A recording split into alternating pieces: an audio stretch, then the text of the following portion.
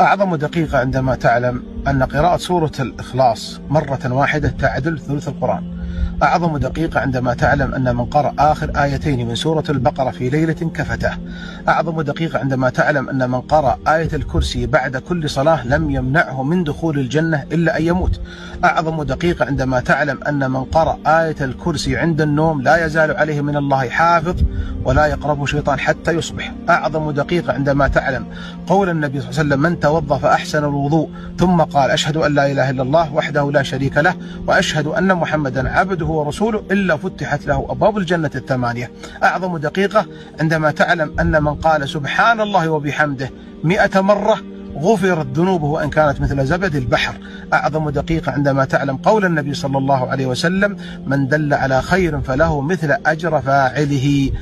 فانشر الخير الغير، ووالله لأن يهدي الله بك رجلا واحدا خير لك من حمر النعم. اللهم فقهني وأخواني في الدين وزدنا علما وخشية يا رب العالمين.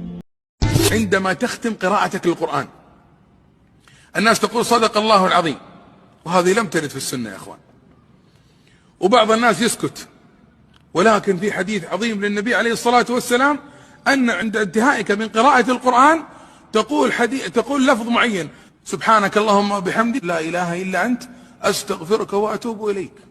فلا تترك هذا الدعاء عند انتهاء من قراءة القرآن، وعلمه من حولك.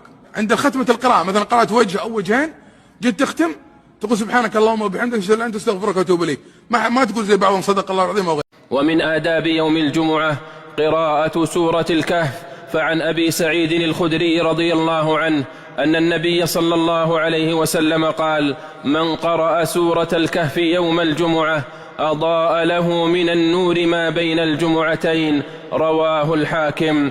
ومن الآداب في يوم الجمعة الإكثار من الصلاة على النبي صلى الله عليه وسلم. فعن أوس بن أوس رضي الله عنه قال: قال رسول الله صلى الله عليه وسلم: إن من أفضل أيامكم يوم الجمعة، فيه خلق آدم وفيه قبض وفيه النفخة، فأكثروا علي من الصلاة فيه، فإن صلاتكم معروضة علي. رواه أبو داود والنسائي. اللهم صل على محمد وعلى آل محمد كما صليت على إبراهيم وعلى آل إبراهيم إنك حميد مجيد. اللهم بارك على محمد وعلى آل محمد كما باركت على إبراهيم وعلى آل إبراهيم إنك حميد مجيد. Kapan kita tidak bersabar, Allah tinggalin kita. Kapan kita tidak bersabar, maka solusi disuruh cari sendiri. Tapi kalau kita bersabar, Allah kasih kita solusi. Kenapa? Allah cinta sama orang yang sabar. Dan kita tahu ayat Allah, innallaha ma'as sabirin. Allah bersama orang yang sabar. Yang di PHK, yang ngelamar kerja nggak diterima, yang diuji oleh suaminya, yang diuji dengan istrinya, yang diuji dengan mertuanya. Kita semua hidup dengan ujian. Karena memang kita diciptakan untuk diuji. Lihat kita sabar nggak? Sedikit-sedikit marah, sedikit-sedikit curhat, sedikit-sedikit cerita sama orang, ada masalah sedikit nangis, cerita sama orang. Itu namanya nggak sabar. Gini. Itu namanya kita curhatin Allah sama orang. Mana sabar seperti ini? Kalau bisa seperti Nabi Yakub, fasobrun jamil, sabar yang indah. Sabar yang indah adalah sabar tanpa mengeluh kepada manusia. Aku hanya mengeluhkan kesedihanku hanya kepada Allah. Latih diri kita seperti itu, sehingga solusi akan datang dari Allah dengan solusi yang terbaik. Sabar aja. Contoh sederhana, kita praktik aja. Antum kalau yakin, Allah mengatakan innallaha ma'as sabirin, Allah bersama orang yang sabar. Wallahu yuhibbus sabirin, Allah mencintai orang yang sabar. Kalau Allah mencintai bersama, pasti keberhasilan di tanganmu. Dengan syarat kau sabar terus, jangan tidak sabar. Kita berhadapan dengan berbagai macam permasalahan hidup, rumah tangga, masalah ekonomi, masalah sosial, banyak. Sabar.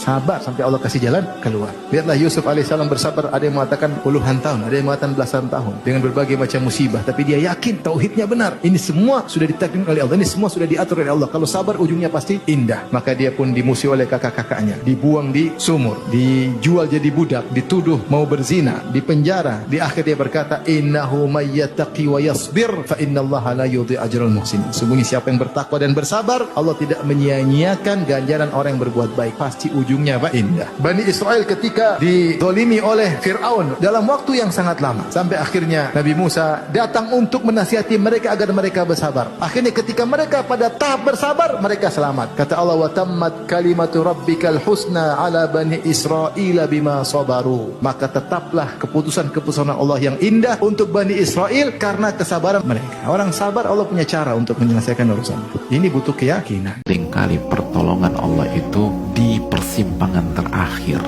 Di persimpangan terakhir. Lihat bagaimana Allah menolong Nabi Ibrahim alaihissalam. Kuni bardan wa salaman ala Ibrahim. Wahai api, jadilah dingin dan nyaman bagi Nabi Ibrahim. Lihat bagaimana Allah Subhanahu wa taala memberikan pertolongan kepada Nabi Musa alaihissalam. Udah mentok, baru dibuka itu laut. Lihat bagaimana Allah Subhanahu wa taala memberikan pertolongan kepada Nabi SAW di Gua Thaur. Udah mentok, udah paling atas, udah nggak bisa ngapa-ngapain lagi. Allah tolong beliau. Dan itu yang membuat orang yang sabar dalam sejarah selalu minoritas, karena sulit bertahan sampai persimpangan terakhir itu. Itu susahnya minta ampun, itu beratnya luar biasa. Dan tetap tawakal sama Allah Subhanahu wa taala. Oh, itu nggak mudah sekali, nggak mudah nih. Itu berat dan itu ujian keimanan. Oleh karena itu jamaah sekalian, tetap berjuang dan tetap berikhtiar sampai titik darah penghabisan selama itu halal.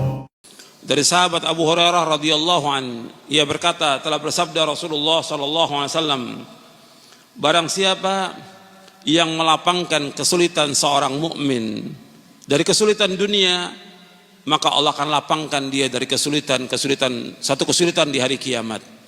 Barang siapa yang memudahkan orang yang dililit utang, maka Allah akan mudahkan dia nanti pada hari kiamat. Allah akan mudahkan di dunia, Allah mudahkan di akhirat. Barang siapa yang menutupi aib seorang muslim, Allah akan tutup aibnya di hari kiamat. Allah akan tutup aibnya dunia dan akhirat. Dan Allah akan senantiasa menolong seorang hamba selama hamba itu menolong saudaranya. Dan barang siapa yang berjalan untuk menuntut ilmu, maka Allah akan mudahkan jalannya ke surga. Antum ingat tuh, barang siapa yang berjalan untuk menuntut ilmu, Allah akan mudahkan jalannya ke surga.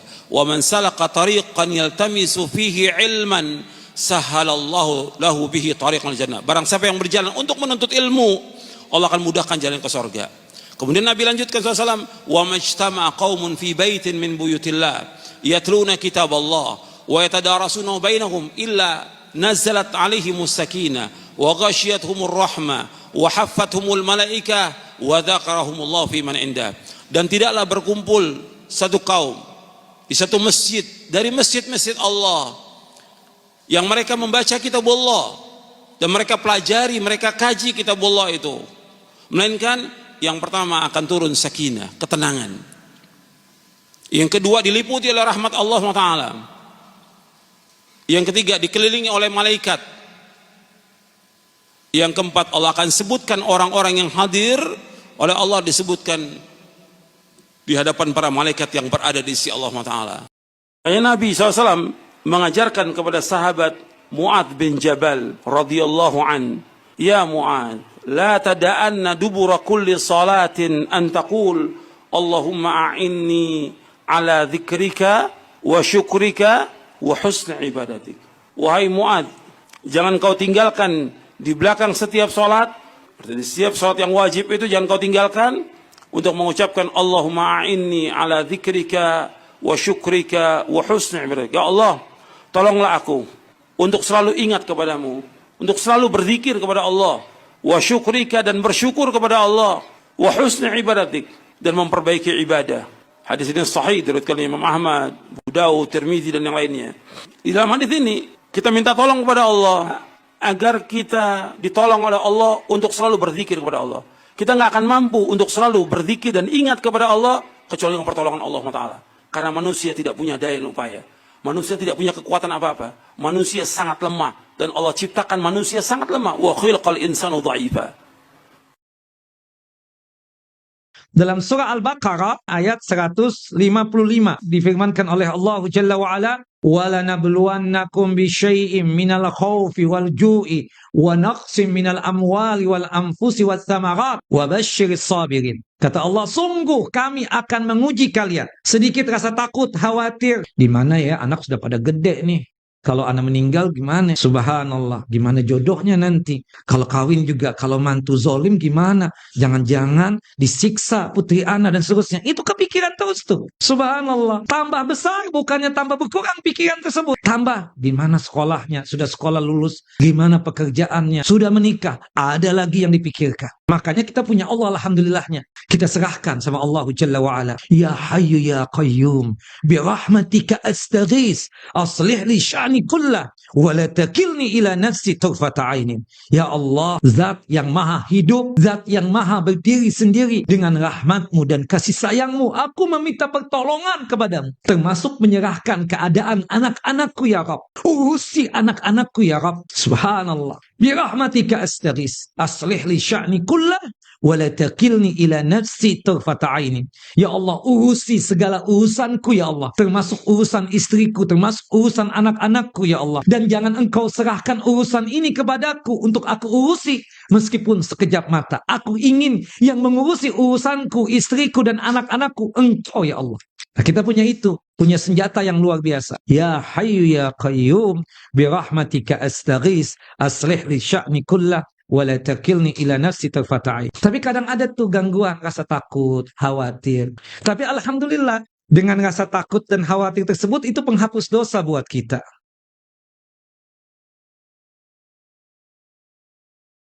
Saya dengar video Ustaz Firanda, beliau mengatakan ada hal yang menurut saya sudah salah lama bertahun-tahun. Saya merasa salah karena setiap kali melihat orang yang salah, saya pandangi dengan pandangan algojo kepada terdakwa, bukan pandangan dokter kepada pasiennya. Hari ini kalau kita melihat orang-orang yang belum mengenal sunnah, belum berhijab, belum sholat, pandanginya seperti pandangan dokter yang melihat pasien. Pandangan cinta, pandangan rahmah. Pandangan kalau kita nasihatin ini bukan pengen cepat-cepat masuk neraka, tapi pengen ayo sama-sama kita belajar. Pandangan itu yang hari ini akan menjadi PR bagi kita. Maka pandangan rahmah yang kita lihat, orang akan mudah tersentuhnya. Lihatlah bagaimana Arab Badui yang sangat-sangat respect kepada Nabi SAW, sebab rahmah yang beliau tampakkan dan membuat beliau terpikat hatinya sehingga mudah menerima berbagai macam nasihat yang tersampaikan kepada telinganya. Berawal dari rahmah, sifat cinta. Itu yang kita hendaknya perlu belajar. Dan semoga Allah mudahkan kita untuk memilikinya.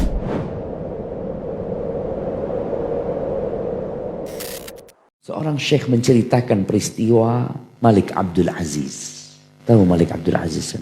Ayahnya raja-raja Arab Saudi sekarang. Bapaknya Raja Salman, ya, bapaknya Raja Fahad. Ada satu orang dari satu daerah itu, berhari-hari dia naik onta. Dia mau ketemu Malik Abdul Aziz. Dengan harapan raja ini menyelesaikan masalah dia. Ada beberapa permintaan dia sama raja. Ketika itu waktu sholat maghrib, orang-orang tuh ngeliat kok ada orang datang. Akhirnya ditunggu. Ditanya dari mana, apa keperluannya. Oh oke, kata dia. Akhirnya sholat maghrib bersama Malik Abdul Aziz. Udah selesai sholat, dia dekat sekali dengan Malik Abdul Aziz. Dia lihat Malik Abdul Aziz ini berdoa. Dia dengar doanya Malik Abdul Aziz. Bagaimana Malik Abdul Aziz berdoa memohon kepada Allah Azza wa Jalla. Subhanallah, orang Baduy ini pulang. Nggak jadi ngomong dan minta sama Malik Abdul Aziz. Selesai, mana orang itu, kata dia. Pulang, kata dia. Panggil orang itu, kata dia. Keperluannya belum disampaikan sudah pulang, kata. Dan betul dipanggil, kata. Kenapa engkau pulang, kata dia. Engkau belum menyampaikan keperluanmu. Aku melihat engkau berdoa minta sama Allah. Engkau raja padahal. Kenapa aku minta sama engkau, kata dia. Aku akan berdoa minta kepada yang engkau minta sama dia. Subhanallah. Di sini ketika seorang dikasih pendidikan tauhid, ya, bagaimana keyakinan dia kepada Allah Azza wa Jal, bagaimana dia mengkaji asma'ullah al-husna, sifat-sifat Allah yang mulia, yang menjadikan dia jadi yakin dan berdoa memohon kepada Allah. Akhirnya gak boleh pulang sama Malik Abdul Aziz. Sini dulu, kata dia. Setelah berapa hari sama Malik Abdul Aziz kasih hadiah atau apa, baru dia pulang. Wa wallah mastujlibat al-barakah fil umur bimithli amrayn. Kathrat qira'at al-Quran wal inaya bi birr al-walidain. Man kana حريصا على أن يقرأ القرآن في كل يوم وكان بارا بوالديه يستدر البركة ويرزقه الله عز وجل البركة. كثير منا اليوم يشتكي عدم البركة في الوقت، يقول ما أستطيع أن أنجز شيئا، إن أردت فالعلاج موجود. اقرأ القرآن في كل يوم، واحرص على بر والديك.